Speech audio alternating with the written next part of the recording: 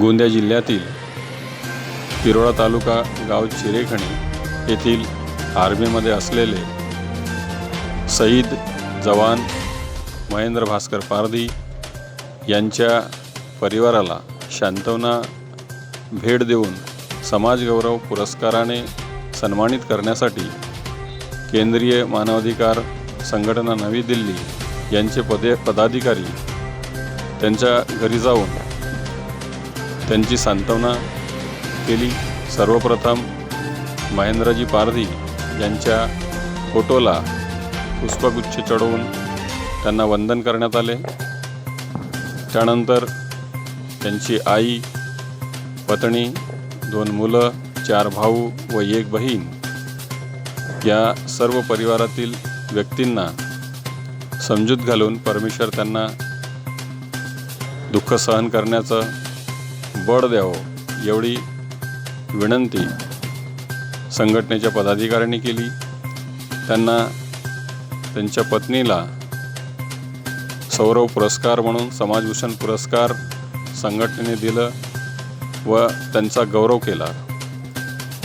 या केंद्रीय मानवाधिकार संघटनेच्या पदाधिकाऱ्यांनी त्यांना कसल्याही प्रकारची अडचण असेल तर आम्ही तुम्हाला नेहमी सहकार्य मदत करण्यास तयार आहो।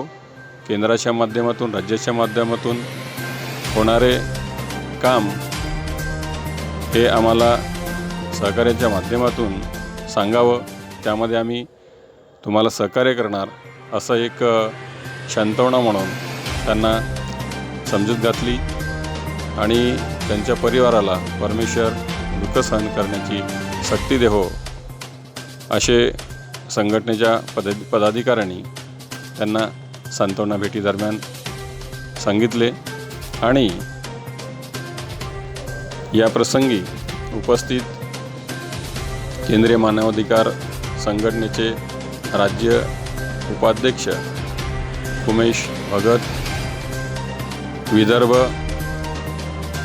सचिव शिवशंकर टेंबरे, गोंदिया जिल्हा महिला आघाडी अध्यक्ष रजनी ठाकरे, जिल्हा अध्यक्ष इनवतेजी, त्याचबरोबर महिला आघाडी जिल्हा अध्यक्ष पिंपलेवार मॅडम व बरेचसे पदाधिकारी, गावकरी व समाजबांधव यावेळेला उपस्थित होते। मी न्यूज 24 महाराष्ट्र शिवशंकर टेंबरे, गोंदिया।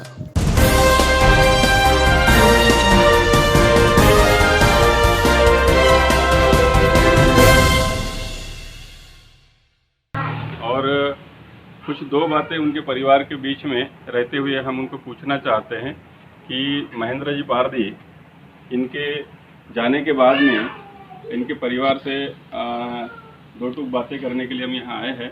तभी हम जाते हैं उनके तरफ और उनसे पूछते हैं कि महेंद्र पारधी जी के बारे में देश की जनता को बताएं कि भी उनका स्वभाव, उनका व्यक्तिमत्व कैसा था। इस बारे में हम चलते हैं। सबसे पहले उनकी बड़े जीजा जो है उनके तरफ जाके पूछते हैं कि भी उनके बारे में 2 शब्द हमको बताएं। महेंद्र भास्कर पारधी ये मेरे साले साहब हैं। इन्होंने जब इनको नौकरी का बहुत जुनून था और ख़ास करके देश का सैनिक बनने का इनको बड़ा जुनून था और सपना था। मेरे को छोटेपने से बोल रहे थे कि जिया जी, मैं कुछ भी अगर बनना चाहूँ तो मैं सबसे पहले देश का सैनिक बनना चाहूँगा। देश की रक्षा करने हेतु मुझे बड़ा अभिमान है, ये कहते थे। और उनका जो मन था मिलनसार था। और ख़ास बात उन्होंने अभी बताई थी कुछ दिन पहले, और उनके साहब लोग जो आए थे यहाँ, तो वो बोल रहे थे ये जो बंदा है बोले बहुत नेक है बोले, और इसके ऊपर बहुत बड़ा भरोसा हम करते बोले। और इस भरोसे के साथ में उन्होंने अपना देश के प्रति एक अच्छा योगदान दिया, देश को अच्छा कंट्रीब्यूशन दिया और देश की सेवा करते करते उन्होंने अपनी जान न्यौछावर कर दी। हमें उनके बारे में बहुत गर्व महसूस होता है पूरे चिरेखानी ग्राम को उनका गर्व महसूस होता है।